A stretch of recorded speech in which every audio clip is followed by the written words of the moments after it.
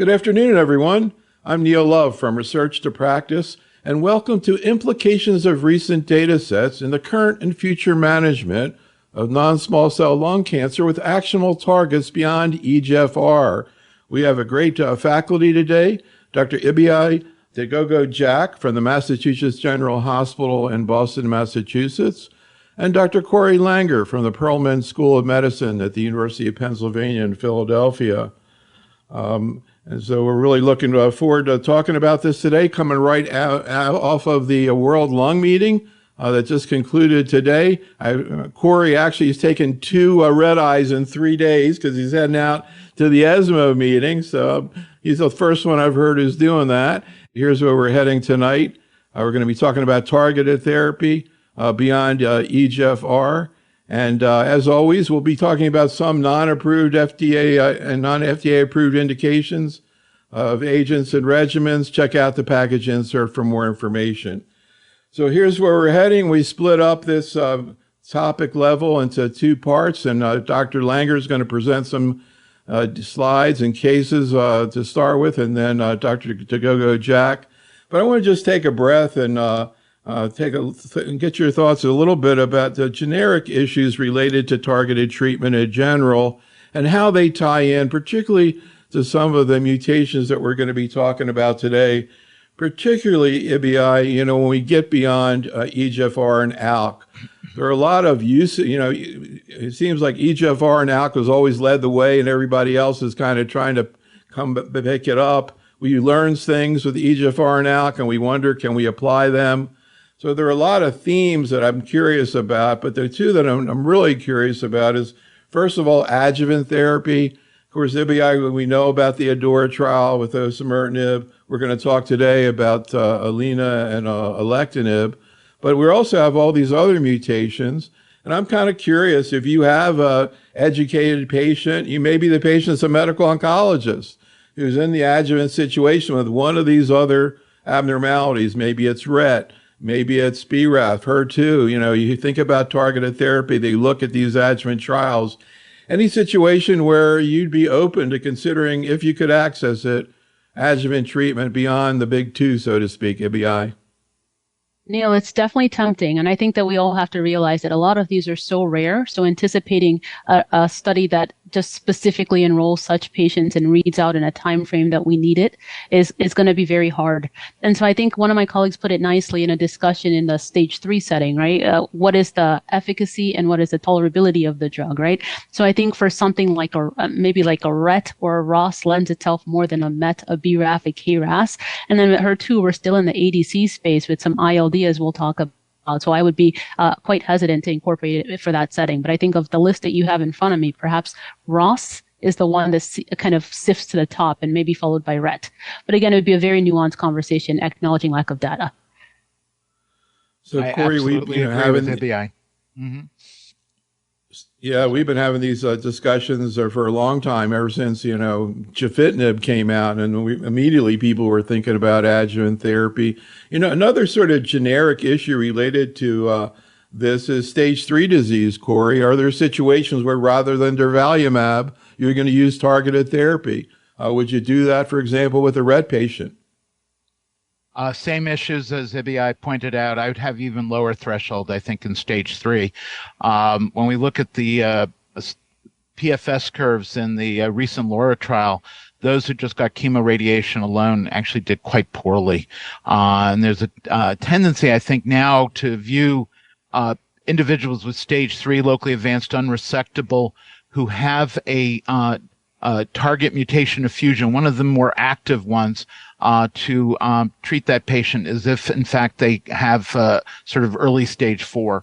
So for, again, RET and ROS1, very low threshold. Not so much for BRAF, MET, or KRAS. The data are not so stellar there, at least compared to the other agents. When we are achieving PFS 2 years and beyond, I think that really points toward a change in our therapeutic paradigm. So Ibiayi, speaking of stage 4, there's also the issue of when do you use targeted therapy as first-line treatment. Again, with EGFR, they had randomized studies. Maybe remember the IPASS study. I think it was chemo versus gefitinib, I think, actually. And then similar study, I think, in ALK. But then now you have all these other, maybe even more rare mutations. Or are you going to wait for trials? People, I think there's a trial for RET trying to look at all this, although I'd like to put some money on that one. But anyhow, what do we need? Here, for example, KRAS G12C, you hear people talking about, well, you need to see at least a 40, 50, 60% response rate to consider, bringing it up to first line without a randomized study. Are we going to have randomized studies like that, Ibiayi? I think people are trying for they're certainly trying, right, for the randomized studies, particularly if you have a high enough prevalence. But for me, I think the key questions are, how well does immunotherapy work in this population if immunotherapy doesn't work that well? And also, what is the response rate and the PFS with these treatments? I think when you start encroaching on that 50, 60, 70% response rate, I have kind of more confidence, and also the toxicity, right? Because that's what's deterring something like a trastuzumab deruxtecan from immediately being adopted in the first line setting. That ILD makes people say, hey, maybe that study's not a bad idea to do in the first line setting. Yeah, that's a great point. Corey, another sort of principle that we learned from EGFR and ALK is the idea of treating asymptomatic patients with brain mets with systemic treatment, holding off on radiation, particularly whole brain. Again, that's done all the time now with EGFR and ALK. In what situations are you comfortable doing it with other mutations, Corey? Pretty much across the board, depending on the nature of the brain metastasis. If they're relatively small, if the patient is essentially asymptomatic or minimally symptomatic, there's no vasogenic edema, I will definitely start with the TKIs, and I will extend that to BRAF MET. Maybe not KRAS, although I'd certainly consider it. We've seen data with HER2 as well. So they're a low threshold. If the tumor's big, the patient's highly symptomatic, if there's a lot of vasogenic edema, you need to address that. In some cases, even preferentially resecting the tumor, getting more information from the standpoint of molecular targets, and then proceeding accordingly. And we'll often mix and match stereotactic radiation with TKIs. I think the main issue is trying to avoid whole brain radiation and the long-term cognitive effects that will typically have over time. So the last thing on my list is role of immunotherapy in targeted disease. Last night we were doing our program on EGFR with Drs. Yu and Dr. Sabari. I was asking about ivonescimab. I got to learn how to pronounce that better. But anyhow, this bispecific Ibiayi that targets VEGF and PD-1. We've been hearing about it for the last year. They present a phase 3 trial. We're going to talk about it tomorrow. It actually beat Pembro in high PD-1 patients, but we'll see what the faculty thinks about that tomorrow. But there was another study looking at EGFR relapse disease that we talked about last night, with this IVO plus chemo, which seemed to show a benefit in EGFR patients. Now, this IVO has a VEGF thing on it, and we know Bev has some activity, but right now, Ibiayi, what do you think about checkpoint inhibitors with all these other mutations? I mean, you're going to present your KRAS case, the patient got chemo Pembro, so obviously first line. So some of these, obviously you're comfortable and everybody's comfortable giving IO up front. Which ones? I think BRAF, so things that, so people have tried to look at this in a retrospective fashion. I think the ones that have kind of filtered to the top in terms of having a comparable benefit to all comers would be something like a BRAF, a KRAS. BRAF is heterogeneous, so you also have to take into account smoking status. And I think I'm on the fence with her too, though the way the clinical trial is being run includes immunotherapy in the first line setting. All right, well, let's move on, and we may pick up some of these things as we go along here, and we're going to shift to Corey's topic of ALK, ROS1, and NTRK. And speaking about giving off-label adjuvant therapy, this is a patient Corey actually gave adjuvant alectinib to before the ALINA data. So I guess it can be done if you believe in it. What happened? I guess this patient, you were kind of surprised, had more extensive disease than you thought. What happened with him? 57 Absolutely. Years old. So this is a young gentleman, but in my book, a 57-year-old never smoker. Incidental finding, had renal colic. Ultrasound showed a a non-obstructing left renal stone, but at the same time they did a chest x-ray and they saw a very small nodule that precipitated a CAT scan and then ultimately a PET, 2.8 centimeter right lower lobe nodule, sort of lowish SUV, maybe 3 or so. No other suspicious uptake. The mediastinum was negative both on CT and PET, so clinically stage 1A3, underwent a robotic right upper lobectomy with a good lymph node dissection. I think that is key. Some thoracic surgeons seem to ignore the mediastinum. Showed moderately differentiated adenocarcinoma with 6 out of 8 on 18 nodes sampled having a microscopic invasion. So patient was upstaged from 1A3 to 3A.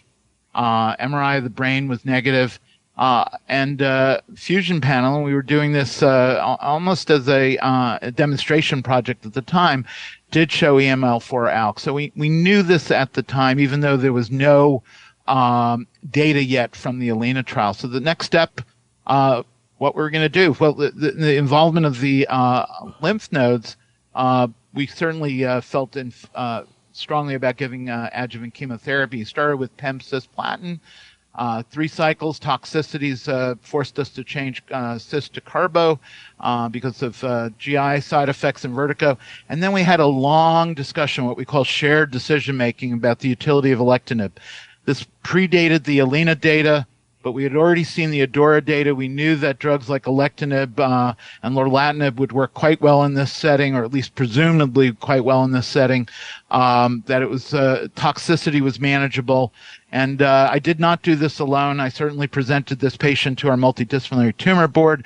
I consulted with outside medical oncologists, including a colleague of Ibiayi's, and we jointly decided to go ahead, and the patient went on alectinib 600 BID full dose and remains on it to this day. So it's 2 years. I'm not sure how whether we're going to stop at 3 years. Again, that'll be shared decision making. But given the fact that this patient had microscopic involvement in those nodes that we were unable to detect clinically, certainly up the ante. So I really appreciate your thought. I mean, we don't want to be glib at all about using off-label adjuvant therapy. It's a very serious decision. It may not benefit the patient. I mean, they may be just as well or better off without it. So I'm glad you brought that up. I was even more curious about the chemo here, Ibiayi. I was just flashing. I think the first time I worked with Corey was when the adjuvant chemo data was coming out. And I was like, really? That's a hazard rate of 0.86 or something? You're really going to do it?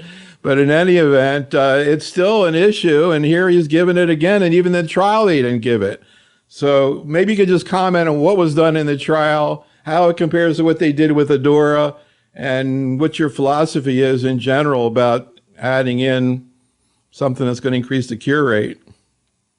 Yeah, I think it was a bold leap in this trial, right? As a reminder, the ADAURA trial actually gave the option to give chemotherapy, and most people who we tend to give chemotherapy to anyway got it. So these were like the stage 2 and stage 3. The majority of them got it, versus stage 1B at that time, so greater than 3 centimeters.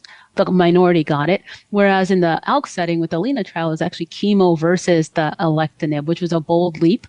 A positive study, but I don't think it definitively answered the question of whether or not adding chemo to alectinib would be better than doing that. And because we know that chemo has a survival benefit by itself, and ALK-positive lung cancers are quite aggressive with a kind of propensity to recur after resection, I agree fully with Corey. Even if I saw this patient today, I would be quite tempted to incorporate chemotherapy. And I'm taking it that both of you think less about chemo in a lower risk situation, Corey? Yes, if this patient did not have nodal involvement, was maybe a bigger tumor, 1B patient, I would have probably just gone ahead with alectinib alone. And I think it's the nodal invasion that is my bifurcation point in terms of therapeutic decision making. All righty. So Corey put together some slides reviewing some of the data on these alterations. Corey? So I'm going to try to go through these quickly.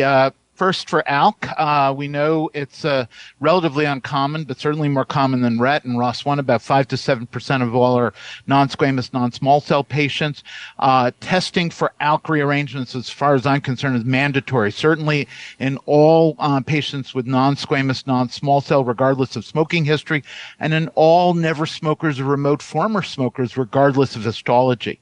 Without question, the TKIs that target ALK are extending survival. These are relatively old data, nearly 7-year median survival time with second-generation TKIs. And that's about 6 years longer than we would have seen in the pre-TKI era. And as Ibiayi has already pointed out, immunotherapy does not work well in ALK or EGFR or ROS1. Works a little bit better, actually a lot better in BRAF and KRAS. We would reserve checkpoint inhibitors for second, third, or fourth line, more commonly third or fourth line. These are the major studies. This is about 80 slides worth of data consolidated into a single slide. 4 separate phase 3 trials, all comparing second and third generation ALK TKIs versus our erstwhile standard crizotinib, and all showing major superiority, doubling in PFS for alectinib and brigatinib, median PFS not even reached for lorlatinib compared to criz, improvements in patients with or without CNS metastases, improvements in intracranial control, and a delay in intracranial progression. So these are the current NCCN guidelines, and I think our 3 preferred agents are clearly alectinib, brigatinib, and lorlatinib. The big question is whether we should start with lorlatinib first and then follow with chemo or other clinical trials of TKIs, or start with the second generation agents such as alectinib and brigatinib, and then go on to a third generation TKI like lorlatinib, and then subsequently to chemotherapy. So this is the CROWN trial that is a 5-year update on lorlatinib versus crizotinib, nearly 300 patients, 1-to-1 randomization. Asymptomatic treated or untreated CNS metastases were permitted. You needed to have targeted lesions, and they were stratified by the presence or absence of brain mets and ethnicity, with PFS as the major cut point. And we see a sustained benefit, and if anything, a plateau. At 5 years, 60% receiving lorlatinib are free from progression, whereas for crizotinib, it's under 10%. And this benefit is seen across the board, regardless of the presence or absence of brain metastasis, ethnic origin, sex, age, or even smoking status. Forest plots are really quite resounding, with hazard ratios consistently under 0.20. So, and then we also see a major improvement in intracranial control. In patients without baseline brain mets, the 5-year intracranial progression-free survival is 92%, compared to about 21% for the crizotinib group. And this is clearly better than we've seen historically with alectinib and brigatinib, which in turn were much better than crizotinib. The hazard ratio for this comparison is really in p-value territory. Hazard ratio of 0.06, showing major intracranial benefit. So this is the across-the-board comparison at 2, 3, 4, and 5 years. At 4 years, where we have data for the other 2 agents, 63% progression-free for lorlatinib compared to 43% for alectinib, 36% for brigatinib. But we got to be careful. These are cross-trial comparisons. They're not statistically valid, and toxicity is still a major concern. So this rather busy slide really illustrates the toxicities that we see with lorlatinib. Hypercholesterolemia, hypertriglyceridemia, easily controlled with statins, that occurs fairly early on, but then other more disturbing toxicities, mood effects, peripheral neuropathy, cognitive changes, in a good proportion of patients, up to 40% or more, grade 3 or 4, and about 2 to 5%. We also see edema and weight gain, fatigue, arthralgias. The patients that I have started on lorlatinib, we're getting weekly phone calls frequently, just in terms of toxicity management. It really calls into question whether we should start at full dose or perhaps a lower dose. So Dr. Lin, Ibiayi's colleague during the ASCO plenary session as a discussant, basically said lorlatinib would be her preferred initial therapy for most patients. I think the key word here is most. My approach is a bit more pragmatic. I will definitely give lorlatinib for younger patients with limited or no comorbidities, aggressive tumor or CNS involvement. I'll reserve alectinib or brigatinib for older patients with limited tumor burden in the absence of CNS invasion. I would love to see a randomized trial of comparing lorlatinib to a second-generation TKI, dealer's choice, with OS as the primary endpoint, along with quality-adjusted survival. Before you go on, could I just ask both of you to comment a little bit on your own experience in terms of toxicity and tolerability, particularly related to lorlatinib compared to alectinib? Ibiayi, can you comment on that, and particularly how it plays out in the older patient that Corey was alluding to? Yeah, I think across the board, alectinib is a much better tolerated drug than lorlatinib, and a bit easier both on the patient and the provider in terms of monitoring. Lorlatinib has these neurocognitive adverse events that we see in somewhere around 30 to 40% of patients on clinical trials, and probably in the real world a bit higher than that. I do tend to notice the cognitive effects more in my elderly patients, and so I agree with Corey that that's a population, particularly if they have other comorbidities, that might give me some pause. So, Corey, and I feel like every day we're talking about patient involvement, or if they want to be involved in a decision. There's so many times in oncology where it's really a very difficult decision and really should involve the patient. Again, maybe you can provide a little, most docs have very, very few patients with ALK who are in general practice. So just kind of curious, maybe you could talk a little bit more about kind of how you explain to patients what to expect in terms of neurocognitive effects from lorlatinib, and how much of an issue is it, again, older versus younger? So older patients already have some neurologic issues. I would generally favor alectinib a priori. In younger patients, particularly those with very aggressive tumor, with neurologic, with CNS invasion, with brain mets, I will favor lorlatinib. I'll discuss the potential effects and tell them that our best treatment for that is a dose pause and then a dose reduction. Over time, we can sometimes re-escalate, but it does become a big issue, and it's varying. Some people just have minor cognitive changes. Others have major CNS toxicity, and there are also psychiatric issues, a fair amount of depression. Sounds like a tricky thing to explain to a patient. All right, well, let's keep going. So this is a new ALK inhibitor, NVL-655, doesn't have a name yet, but is being looked at specifically in the setting of lorlatinib progression. IC50s are superior to both the second-generation drugs and lorlatinib, and if we look at patient-derived xenograft MGH9537, it seems to be superior to lorlatinib, and there seems to be a dose relationship with efficacy. So if we look at the 93 patients that were accrued here, virtually all, with two exceptions, had non-small cell. You can see 70% had received 3 or more prior lines of anti-cancer treatment, and nearly half had received 3 or more prior ALK TKIs, particularly alectinib predominantly.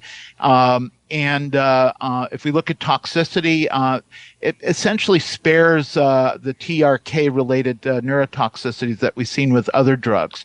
Overall, only 2% had to discontinue due to treatment-emergent AEs. 5% were dose-reduced. The major toxicities were transaminitis, some nausea, and dysgeusia, but we're not seeing the neurologic side effects that we've seen with many of the other TRK inhibitors. And here are the response rate. Overall, 44%. No surprise, those with prior exposure to lorlatinib, the response rates are a bit lower, again in the same range, 43, 44%. Those who had no lorlatinib previously, 67%, and those with ALK resistance mutations, response rates of about 60 to 80%. Alina, we've alluded to it. I'll spend just a few seconds on it. This was the phase 3 that compared alectinib to platinum-based chemo in stage 1B through 3A. Again, 4 centimeters or larger, N1 or N2 disease.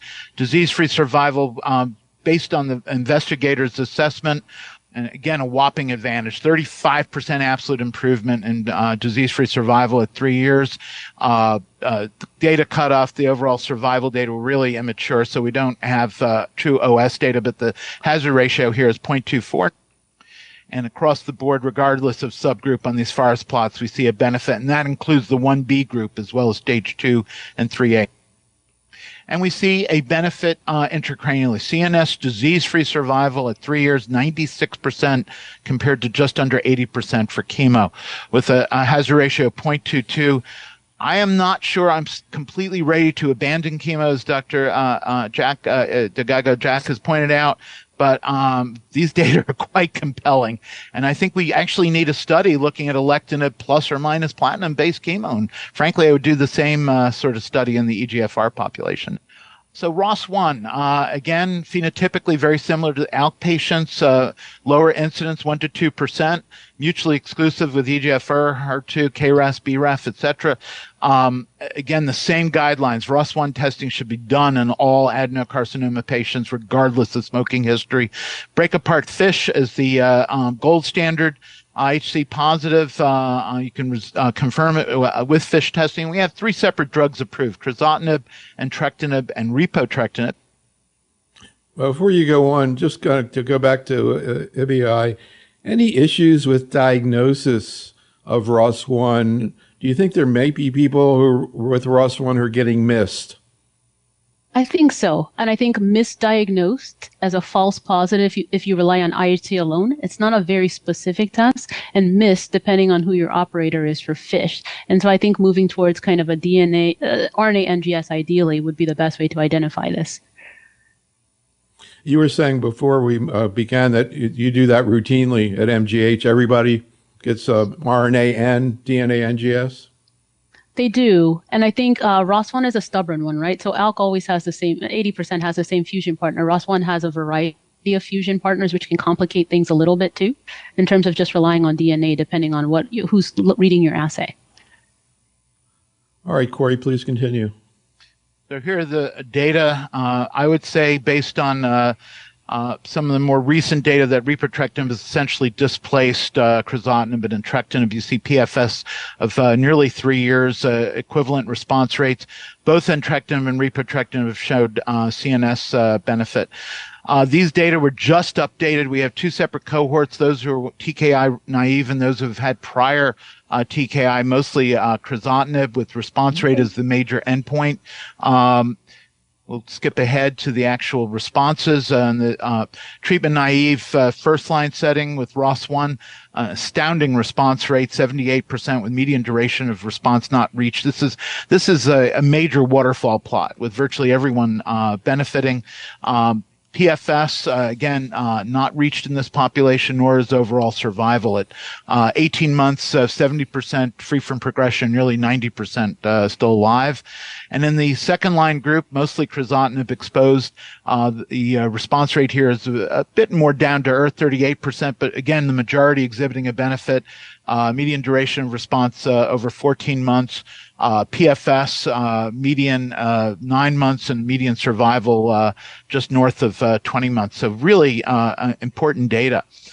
We see CNS activity in both groups, and those are treatment naive as well as pretreated, and intracranial progression-free survival at a year, 91% in the TKI naive and 82% in those who were previously exposed. And acceptable toxicity, dose modifications, treatment emergent AEs, 45% of patients needed dose interruption, 34% dose reductions, but only fewer than 10% had to have their TKI repo discontinued, generally for dizziness or some degree of ataxia. But again, a reduction, I think, in some of the typical NTRK side effects. New data from this meeting, taletrectinib. This is not yet FDA approved. Again, similar cohorts, TKI naive and prior ROS1 exposure, 2 separate groups. Not unsurprisingly, a much higher proportion of patients with brain mets in the TKI pretreated group, 56% compared to 34%. Response rate, the major endpoint. The TKI naive group were up to 85% response, and those who've had with intracranial response rates of 67%, and in those with TKI prior exposure, the response rate is 62%, with intracranial response rates of 56%. Median follow-up here is still fairly short, under a year and a half, but very exciting data with acceptable toxicity. Again, no treatment-related AEs leading to death. The rate of neurologic emergent AEs were low, primarily dysgeusia and dizziness. Fewer than 10% had to have their treatment discontinued for toxicity, and just over a third required dose reductions, with transaminitis, diarrhea, nausea, other GI toxicities leading the list. And finally, another new drug, we don't have much data for it yet, zitasitinib, which avoids the TRK-related neurotoxicities. So potential advantage ahead of taletrectinib, repotrectinib, entrectinib, lorlatinib, and crizotinib in this category. And this is an ongoing study looking at multiple categories of patients with ROS1, as well as other solid tumors that express ROS1. So stay tuned, data forthcoming. So actually, I want to hear about repo and NTRK. This is interesting. So keep going. NTRK is exceedingly rare. The community doctors who are in the audience probably haven't seen this. I have to confess, I have seen exactly one case. I don't know if Ibiayi has seen more, and that actually preceded the approval of these drugs. So there are three approved drugs now, entrectinib and larotrectinib. We actually had an update literally yesterday at the meeting Jessica Lynn gave on larotrectinib with 33 patients. Those numbers have declined a bit. The overall response rate 66%, PFS about 22 months, overall survival just north of 3 years. So data that are very similar to EGFR. Again, this is a fusion, not a mutation, but exciting data for repotrectinib. This was just approved 2.5 months ago. Another example of a disease agnostic biomarker specific approval for repotrectinib in patients with solid tumors that are expressing NTRK. And if we look at the TKI naive population, 62% response rate, 12-month PFS, 64%, and even those who've been previously exposed, so actually second line data in this category, 43% overall response rate, with about a quarter of patients free from progression after prior exposure, presumably to larotrectinib. So very exciting data. So I know you've got this crazy case where this patient got 4 TKIs and ended up responding to the last one with the ROS1. A lot of disease there, so we're kind of running a little bit behind. But can you just talk about what happened there globally? And this patient actually had 4th line TKI, and how long has that had metastatic disease with ROS1? She's had 7 years of treatment. She was initially went to a naturopathic approach, and then her disease got a lot worse. She had multi-organ involvement.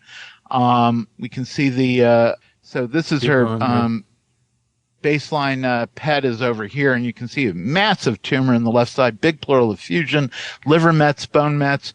She went on crizotinib and had a wonderful response, and it lasted 4.5 years. She did require periodic SRS to the brain for CNS involvement, then ultimately did have disease progression, and we tried to salvage her first with lorlatinib, which she could not tolerate, intractable dizziness and fatigue. We then went on to entrectinib, which, as I learned more about this disease, was not expected to work and did not work. Again, she didn't tolerate it. She was off treatment for nearly 6 months. We were debating whether to go with chemotherapy or hospice, and then repo got approved. So she started repotrectinib in January, and you can see the major shrinkage. The film's on the right in January, big mass in the left upper lobe, loculated effusion, about 85% shrinkage in that primary mass. Bone mets that are now recalcifying. You see new bone formation, the sites of some of these bone mets. So she's literally gotten a new lease on life thanks to repotrectinib. And her quality of life is still not wonderful. She's suffering side effects, including edema, fatigue, and constipation, but she is grateful to be alive. Any comments, Ibiayi? Kind of sounds a little bit like metastatic HER2-positive breast cancer. You keep changing the drugs and you keep working. A 4th line TKI having this kind of effect. Any comments, Ibiayi? No, I think it's amazing. I would wonder if this patient had a reason that her cancer doubled down in ROS1. Like, was there a 2032R? Were there particular mutations? But yeah, especially that kind of initial response to crizotinib is quite durable. All right, well, let's move over to Ibia's topics, and we're going to begin with a case of a 69-year-old lady. What happened with her, Ibiayi? Yeah, so this is actually a gentleman, but it's a 69-year-old who's presented. It's okay. So he had a 12-pack year remote smoking history, had some neck pain, got an x-ray that showed a spot in the lungs, confirmed it, a CT, got imaging that really showed it was just in the lung, had some staging studies that confirmed that, and ultimately went for a wedge resection, and had a stage 1 lung cancer, which based on the size, no adjuvant therapy was recommended. About a year later, he had an unusual presentation of recurrence, right? He felt a nodule on his skin that ended up being a metastasis, got more widespread imaging at that point. It showed a brain metastasis and bone disease. Had testing. Here, as mentioned, Neil, we do RNA NGS, and that showed a RET rearrangement. And so he started treatment with selpercatinib. He did okay, so it's a fairly well-tolerated medicine. He did have hypertension and dry mouth, which is something we see. They were fairly well managed, and he was on treatment for 3 years. We'll talk a little bit more about like expectations for first-line TKIs for RET. But he did develop brain-only progression, ended up having a solvent front mutation or a particular kinase domain mutation, and ultimately diminished such that he couldn't access a subsequent line of treatment. But he did get quite durable benefit from a TKI. So when we were talking about adjuvant targeted therapy, I was actually going to ask you all, what do you think about using it in lower stage disease? And here we have stage 1A who recurred with RET. But any thoughts, just getting back to that issue of offering a therapy with a lower risk than actually was in the trials? I'd say the same thing for ADAURA. Yeah, I think it's a tough proposition because when do you stop it? I think we have to have sharper tools, right? Like our ctDNA needs to get better, right? Our MRD assays, etc. Because if someone's going to have a metastasis in the skin a year later, I bet you might have found something kind of along the way, right? Maybe we were blinded or misled by the staging imaging. Corey, anything you want to say about this interesting scenario where 3 years into treatment, there's this frontal met, and then the patient has this G810S mutation and then gets leptomeningeal disease? We are seeing increasing incidence of leptomeningeal disease. Our patients are now living long enough to develop this. Initially, it seemed to be an ALK and EGFR phenomena, but we're seeing it increasingly in other targets and other oncogenic drivers. And unfortunately, sadly, it's the modus exodus for many of these patients. So I'm not surprised that this happened. Ordinarily, in such a scenario, if the brain were still under control, I probably would have gone on to systemic chemotherapy with the PEM-carbo regimen. PEM and carbo work fairly well in these diseases, and been able to salvage some folks for years at a time. All right, Ibiayi, let's talk about some data. Excellent. And so I'll launch right in. So we're going to discuss 4 targets: RET, MET, HER2, and KRAS, and we'll start with RET.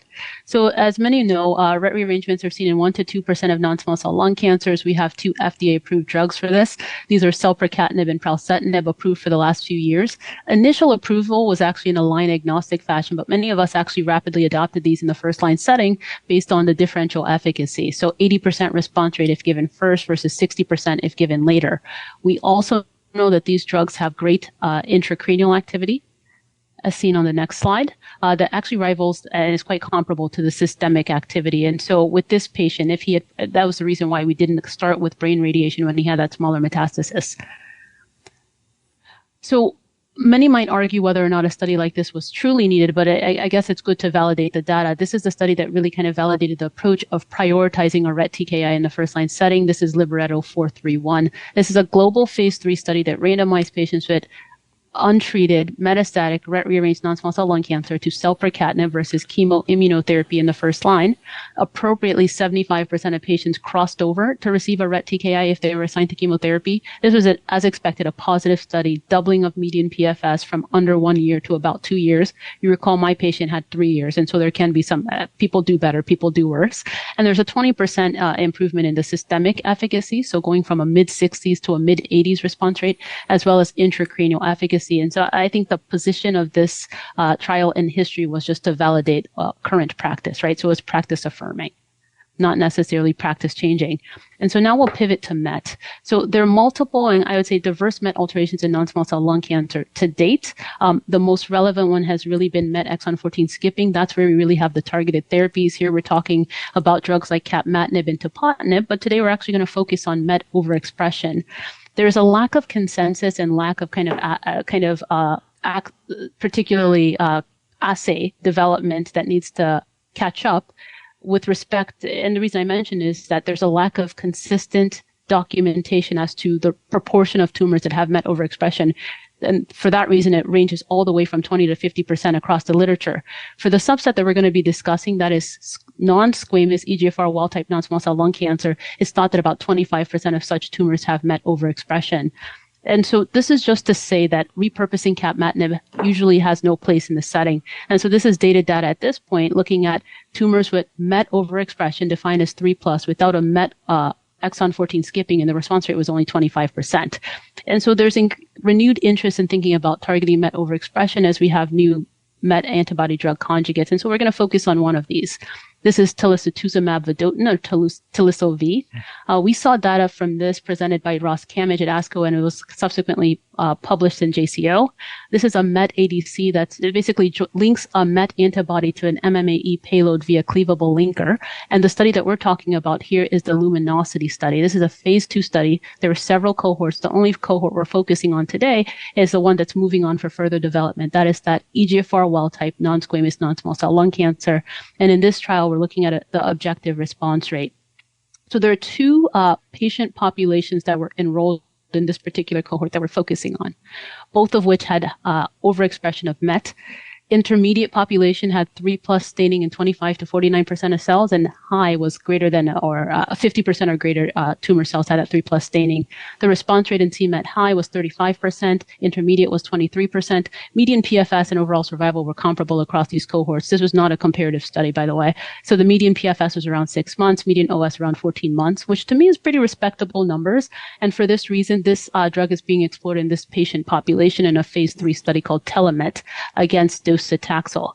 I do think that we probably shouldn't squint and kind of brush past the toxicities with this particular drug, and that 22% of patients discontinue treatment related to toxicity, namely ILD, pneumonitis, or peripheral neuropathy. So the toxicities are not unanticipated, right? So we see the MMAE payload causing neuropathy, vision changes, and then we see as far as peripheral edema and hypoalbuminemia, that's what's expected from the MET toxicities. ILD was seen in about 10% of patients, 5% of which were grade 3 or higher. So we really need to work out the toxicities with this particular drug. Well, it's interesting that you see ILD with this agent. Corey, we're going to talk about TDXD, where we have a more history in terms of pneumonitis from ADCs. Just anticipating that, I'm just kind of curious. I'm always curious how people approach screening for ILD once we get beyond breast cancer, because the breast cancer people, they have their own approach. They have the GI, GU people. How do you screen for pneumonitis when you are using an agent like this one or TDXD with a high probability? Do you do any kind of clinical screening? Do you do enhanced CT with the chest on a routine basis? Our patients virtually always are getting CTs of the chest. So enhanced imaging, I think, would be quite useful. If they have baseline interstitial lung disease, and the problem is lung cancer patients in particular will often have that, I'm a bit reluctant to consider these agents. I'm very worried about the potential for symptomatic ILD. Another complicating feature, individuals who've gotten chemoradiation will often have a fair amount of fibrosis. Whether that counts the same as ILD is unclear, but that gives me pause. And then my final concern really has to do with ADCs in general. I mean, the numbers look okay, but they're not phenomenal. Response rates of 25%. I guess median survival was about 14 months. We're going to compare that to docetaxel or docetaxel ramucirumab. I'm not sure I have tremendous optimism about positivity for that sort of trial, particularly in the setting of these toxicities, ILD, keratitis, the typical myelosuppression that we can see with the ADCs. So I think outside of a true oncogenic driver, we've got to be really careful. Anything you want to add to that, Ibiayi? Of course, last night we were talking about patritumab, and obviously data is of interest, and whether or not that's going to be useful in patients with targetable mutations. But any thoughts? Corey often has a conservative approach to new things. Do you feel? Are you similarly hesitant about ADCs, or more pro? I mean, we talk about them every day. I feel like, regardless of tumor type. But any thoughts, Ibiayi? Well, you've given me the pleasure of discussing the 2 biomarker selected ADCs, right? And so you're really, really trying your best to enrich for responses here, right? I didn't mention they weeded out 2 other populations before proceeding with this. We tend to think of MET overexpressing as being particularly aggressive cancers, and so maybe docetaxel will fare worse in that population, and this will squeak by. We'll see. All right, well, let's talk about TDXD. You know, it's interesting. One of the first things I thought about when I saw the pan-tumor approval for IHC3+ was lung, because you guys I was like, why isn't this, approved? And then the pan-tumor approval came and solved all the problems. But meanwhile, then we saw the data. So let's talk about it. Exactly. Yeah. So the exact type of sequence that we talked about with HER2, right? Where you start with MET, where you start with the mutations and then you broaden it to overexpression. So, TDXD, so first taking a step back, HER2 alterations are present in lung cancer, HER2 mutations in 2 to 4% of lung cancers.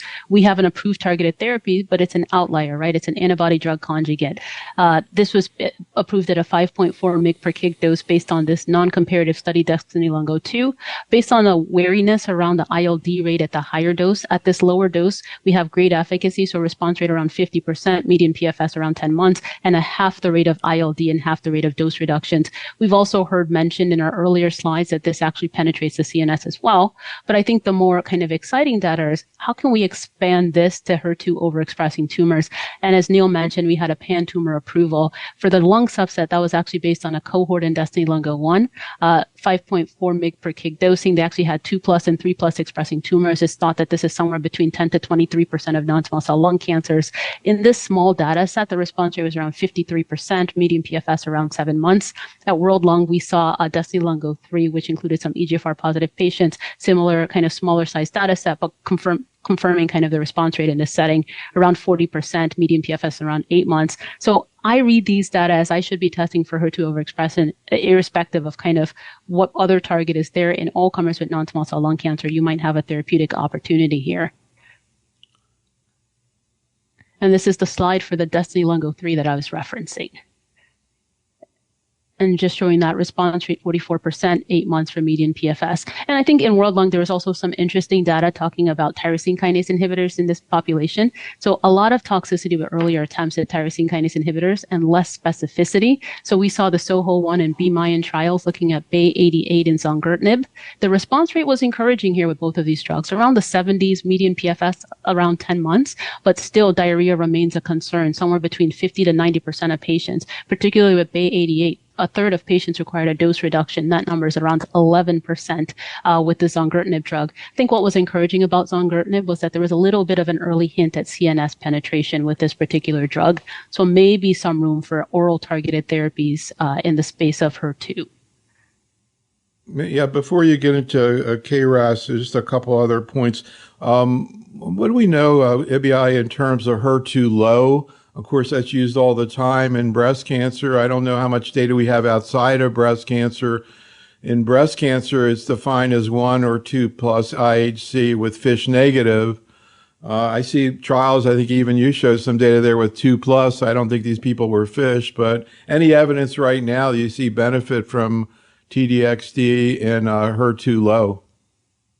Yeah, I think we still have to sort it out, right? We're borrowing, I think a lot of these studies are using kind of the GI way to query, GI and breast sometimes to query HER2 overexpression. I think we still have to sort through what proportion of tumors have 1+, 2+, et cetera, before we can answer those questions. But yeah, it is something compelling to look at. I'm kind of curious. I've heard tons of cases of TDXD, both from investigators as well as docs in practice with breast cancer. I have a pretty good feel about how that plays out, including HER2 low, where you see some pretty useful and durable responses. Corey, you've got your feet wet with HER2 mutant disease, now overexpressing. Have you seen patients who had useful responses? I know you're very concerned about toxicity, but have you actually seen people benefit the way we've seen in breast cancer? Definitely. HER2, I think, is a different story. This is an oncogenic driver. The response rates are in the 50% range, median PFS approaching a year, as Ibiayi has pointed out. So I think, at least in this setting, the ADC is performing quite a bit better than it may just in the IHC positive setting. For 3+, I would certainly consider it. 2+, I might be on the fence. 0 and 1, it's not approved, and I wouldn't give it based on the results. So I think this brings up a broader point. How are we going to test for all of this? Right now we are doing PD-L1 by IHC, and I foresee a panel of IHCs that'll include HER2 and probably MET, assuming the Teliso-V or some similar agent comes along, and probably other markers. So it really underscores the need to get very generous biopsy specimens, because we're not done with the IHC. We have to do fusions. We have to do next generation sequencing. We have to probably have some additional tissues to spare for for unknown tests in the future. So, Ibiayi, we were talking earlier in the beginning about the criteria to go with first-line targeted therapy. What about TDXD, both in HER2 mutant or HER2 overexpressing patients, if you could, or have you used it first-line metastatic disease? So overexpressing, I think, a little early, just based on that response rate, et cetera. But I think I have been tempted for HER2 mutant with that response rate in the 50% range. There's a clinical trial exploring this, the Destiny Lung 4. I've had a patient who really, really wanted it, and so we did give it off-label. But again, that is an off-label use of the drug. You have to monitor closely for that ILD. So for the people who are out there raking the leaves and don't have the video available, I saw Corey shaking his head yes as Ibiayi was speaking. Can you comment in terms of first line for HER2 mutant? I agree with Ibiayi. I would put them on the trial. I'm a little bit uncomfortable doing it off trial. The comparator here is Keynote 189. I'm not sure that would be my comparator, whether it be PEM-carbo or maybe PEM-carbo-bev. But the trial is ongoing. We'll have our answer eventually. And I remember during one of your prior RTP sessions, we actually took a survey of both the audience as well as quote-unquote onc experts. Would we give it first line or second line? And it broke down 50-50, right down the middle. Nice. That's the way we do our consensus conferences. If everybody does the same thing, we call it a consensus. Anyhow, let's finish out with KRAS G12C, Ibiayi.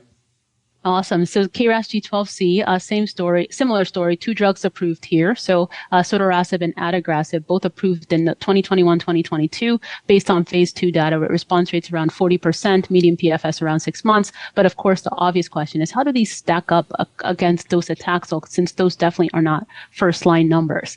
And so the first trial looking in the second-line setting compared to docetaxel is CodeBreak 200. This is sotorasib versus docetaxel. All of these trials actually wanted to improve progression-free survival. And they did, very modestly. So with CodeBreak 200, it was a 1.1 month improvement from 4.5 to 5.6 months, though there was kind of a doubling of the objective response rate. OS was not seen, though it was not necessarily powered for that. And I think one of the things that we always think about with docetaxel is the toxicity, right? And so this drug across the board had less pronounced toxicity, though a little bit higher diarrhea, LFT increase, though I will point out that the dose discontinuation rate was comparable with each of these, around 10 to 11%.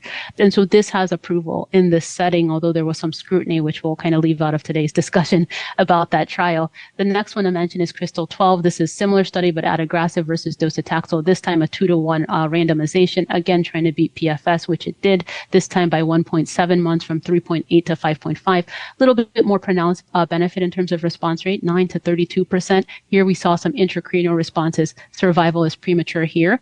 At least in my personal experience, I do find adagrasib is a little bit harder in terms of the GI toxicity, and that panned out here. We see more dose interruption, so 3-fold higher from 20 to 60%, but less dose discontinuation and a higher kind of proportion of patients in the oral therapy arm having GI toxicities. And so, of course, the obvious question then is, if you're having more GI toxicities, what is the impact of quality of life? So at World Lung, we saw a bunch of instruments read out in terms of quality of life.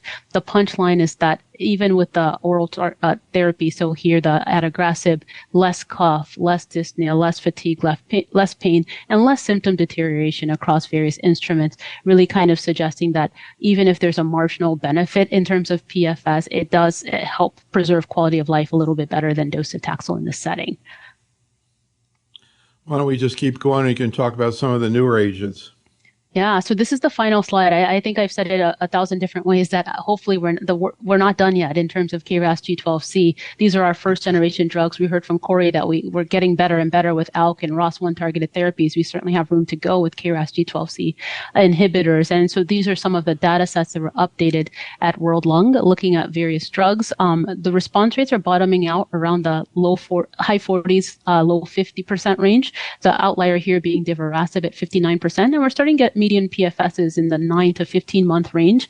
I do want to caution that these are phase 1 and phase 2 data, and we did see those response rates come down with both adagrasib and sotorasib when we went into larger studies. But this is exciting, and some of these drugs have activity after sotorasib and adagrasib. So before we get into your case to conclude here, Corey, can you kind of give us more of a qualitative clinical comparison of the two available agents in terms of efficacy and tolerability and how you choose between them? The efficacy is virtually identical as far as I'm concerned. Many folks were very disappointed by these trials, but I had no expectation that they would beat docetaxel with respect to survival, and they didn't. PFS was clearly better. Response rates were clearly better. We do see transaminitis as well, which is one of the issues. A lot of times it comes down to interactions with other drugs in the patient's medicine portfolio. So I have the benefit of having a dedicated thoracic oncology pharmacist, and we will actually go over the meds and the comorbidities and try to figure out, is there a preference one way or the other? The other issue that'll come up, particularly as trials go forward, is combinability with checkpoint inhibitors, which work quite well in this disease. Sotorasib does not combine well. Lots of toxicity, including hepatotoxicity. Adagrasib's probably better. Some of the newer agents may be better yet. And I don't want to steal Ibiayi's thunder here, but these newer agents do look better. Divarasib response rate, granted small numbers, seems to be higher than we've seen with the other two established agents, and certainly PFS looks better. So there may be a possibility that the newer agents will displace our quote-unquote standard. And lastly, these patients are common. 30% of our patients have KRAS mutations, half of whom have G12C. It's almost as common as EGFR. Exactly. Anything you want to say about this 52-year-old man who I guess he ended up on adagrasib for 5 months? I think the main thing I would point out is this particular case, a lot of text, but the key was that he had repeat CNS progressions and he had a poor time on adagrasib. And so I think it's important as we think about our next generation KRAS G12C inhibitors to improve upon the CNS penetration of several of these drugs. Final comment from Corey in terms of brain mets and CNS disease in patients with KRAS G12C. No surprise that this patient ultimately succumbed to CNS disease. I've seen it myself where the extracranial disease is relatively well controlled, and the median progression, the progression-free survival here was virtually identical to what we'd seen in the phase 3 trials. So it's disappointing. When we hear about oncogenic drivers, we expect EGFR, ALK level benefits. We're not seeing that with G12C. We're certainly seeing some benefit, but it's modest. So Ibiayi and Corey, thank you so much for educating us here tonight. Audience, thank you for attending. Come on back tomorrow, same time, same place. I want to see what Drs. Garin and Pazaris have to say about IVO and a bunch of other things that came out recently. Be safe, stay well, and have a great night. Thanks so much, Ibiayi. Thanks, Corey. Have a good one. Take care.